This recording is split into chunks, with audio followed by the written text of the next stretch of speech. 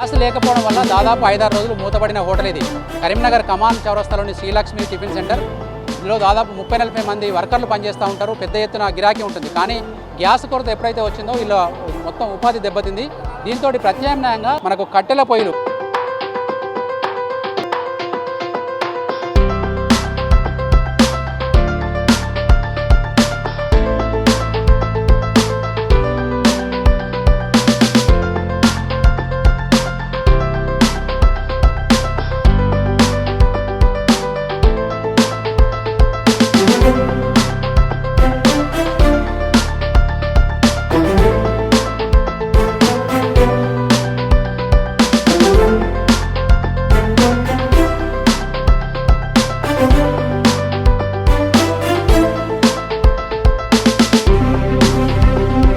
కట్టెల పొయ్యిని చాలా మూవ్ చేసుకోవడానికి వీలుగా తయారు చేశారు.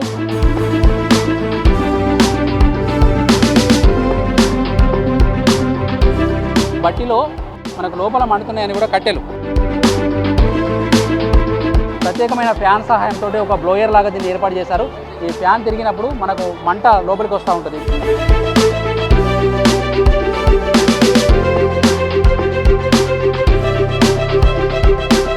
అదేవిధంగా ఇటు పక్కన కనుక చూస్తే డీజిల్తో నడిచే ఒక స్టవ్ని తయారు చేసుకున్నారు.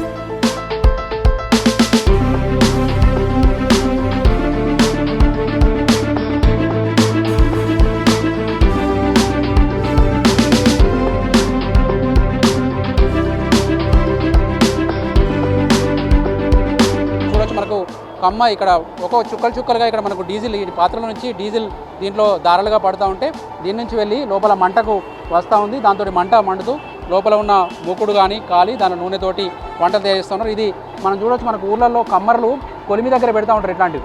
కానీ కొలిమి చేయితో తిప్పుతూ ఉంటారు. కానీ ఇక్కడ చేయితో తిప్పకుండా కరెంటుని అటాచ్ చేసి దీని నుంచి గాలి పంపింగ్ చేస్తూ ఉన్నారు. ఆ గాలి ద్వారా ఈ డీజిల్ ద్వారా కూడా స్టవ్ మండుతూ వాళ్ళకి కావాల్సిన వంటలు తయారు చేస్తూ ఉన్నారు.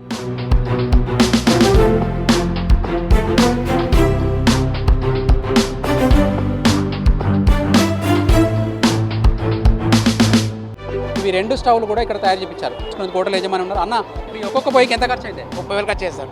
ఇది కట్టెల పొయ్యికి ఇక్కడ 30 60,000, ఇది 15,000. ఇప్పుడు విజయవాడ ఆర్డర్ ఇచ్చిన అది వస్తుంది సార్. 150,000 దాకా వేసాను. 30,000 అంతా బాగా వేడి అవస్థ బాగా రిచ్ సార్. ఇది కట్టెలు దొరుకుతున్నాయి. మరి కట్టెలు మాకు దొరుకుతున్నాయి. కట్టెలు పర్వాలేదు. ఎట్లా పని చేస్తుంది? ఇది ఓకే సార్, చాలా బాగుంది. మన ఖర్చు తక్కువ ఉంది, మంచిగా ఉంది. ఎంత పడుతుంది డీజిల్ ఒక గంటకు? ఒక లీటర్కు గంటన్నర 2 గంటలు అంతే. గ్యాస్ కంటే బెనిఫిట్ అయినా తక్కువ? బెనిఫిట్ ఊరి అన్నీ వచ్చి మంట కరెక్ట్ అన్నీ వచ్చి సార్. ఏదైనా కట్టెల పొయ్యి మీద కట్టెల మీద ఒక ఇడ్లీ తప్ప ఏం చేయాలి, మరి బిర్యానీ చేయాలి. ఎవరు చేస్తారు.